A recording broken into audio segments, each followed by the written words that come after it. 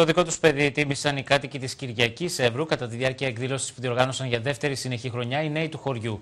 Μπορεί σύμφωνα με την απογραφή του πληθυσμού η Κυριακή να βρέθηκε να έχει μόλις 88 μόνιμους κατοίκους, ωστόσο η ανταπόκρισή του στο κάλεσμα της Οργανωτικής Επιτροπής απέδειξε ότι η ψυχή της Κυριακής μετρά εκατοντάδες ανθρώπους. Στόχος είναι να γίνει θεσμός, έτσι ώστε να μπορούν κάθε χρόνο να ανταμώνουν μικροί και μεγάλοι στο χωριό που μεγάλωσαν, στο χωριό που είναι οι ρίζες τους.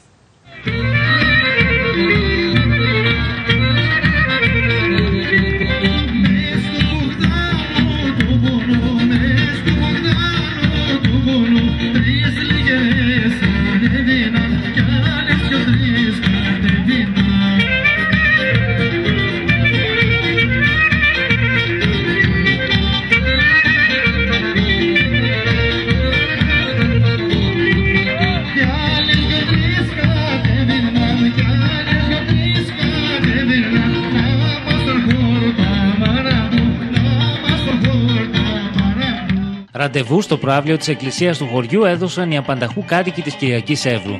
Πιστοί στο ραντεβού τους συγκεντρώθηκαν κάτω από το αυγουστιάτικο φεγγάρι για να διασκεδάσουν, να θυμηθούν τα παλιά και να συγκινηθούν. Πάνω απ' όλα για να τιμήσουν το δικό τους παιδί που τους έκανε περήφανους στους αγώνες Special Olympics, κερδίζοντας το χρυσό και το αργυρό μετάλλιο στην κολύμβηση. Στην αρχαία Ελλάδα γκρεμίζανε τα τείχη για να υποδεχτούν τους Ολυμπιονίκες. Εμείς σήμερα ανοίγουμε την καρδιά μας και την αγκαλιά μας για να υποδεχτούμε ένα Ολυμπιονίκη της ψυχής, το Βάκη Πεταλούδη.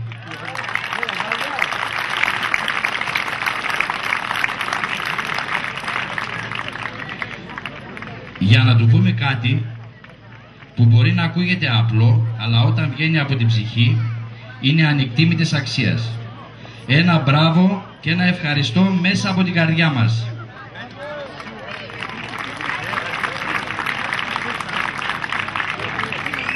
Έχουμε απόψε τη χαρά να φιλοξενούμε τον συγχωριανό μας Πεταλούδη Βάκη, ο οποίος μας έκανε περήφανους κερδίζοντας μετάλλιο στους αγώνες Special Olympics στην κολύμβηση.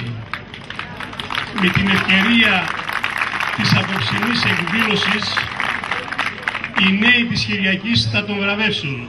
Παρακαλώ τον Βάκη Πεταλούδη να έρθει εδώ.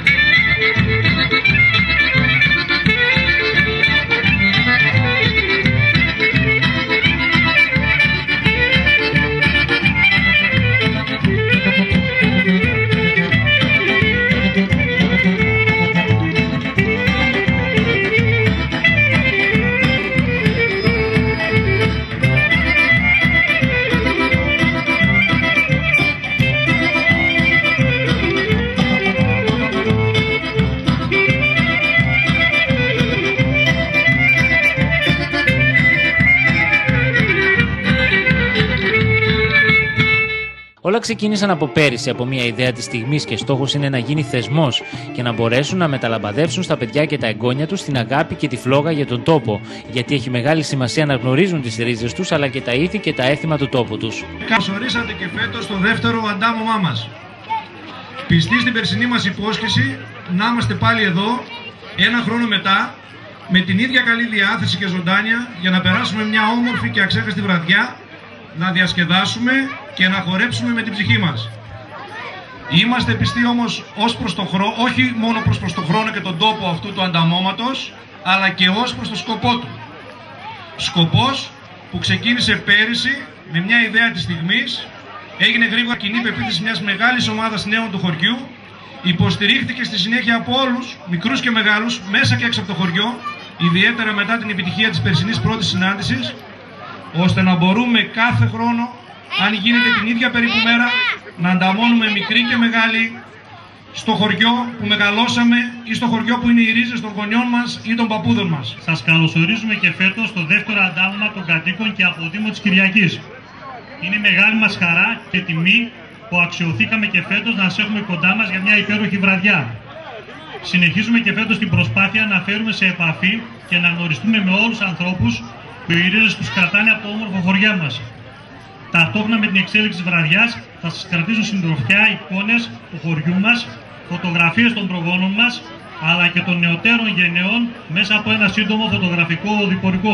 Ο Περιφερειακός Σύμβουλος Γιάννης Κανελάκης, ο οποίος κατάγεται από την Κυριακή, πρότεινε την ενοποίηση όλων των συλλόγων της περιοχής. Μπορούμε να πετύχουμε πολλά και θα ήθελα να κάνω μια πρόταση. Είναι εδώ και πολλοί άνθρωποι του πολιτισμού. Είναι και ο αγαπητός φίλος Πιστόλας ο Γιάννης, πρόεδρος του Συλλόγου Σαρακατσανέων, αλλά και από το Μαυροκλήσι. Θα ήθελα να συζητήσουμε σοβαρά όλοι μαζί, χωρίς διακρίσεις, ανθρώπινα, τη δημιουργία ενός συλλόγου που θα αποτελείται από όλα τα χωριά εδώ της περιοχής. Γιατί έτσι θα είμαστε πολύ δυνατοί, θα έχουμε μια δυνατή φωνή και θα μπορούμε να διεκδικήσουμε πολλά πράγματα, αλλά και προγράμματα που θα γυρίσουν υπέρ του τόπου μας. Το πρόγραμμα της εκδήλωσης περιλάμβανε μουσική από την ορχήστρα του κ. Μπαρμπούντη και χορό από το χορευτικό συγκρότημα Συλλόγου Ανατολικής Ρωμυλίας Νομού Εύρου.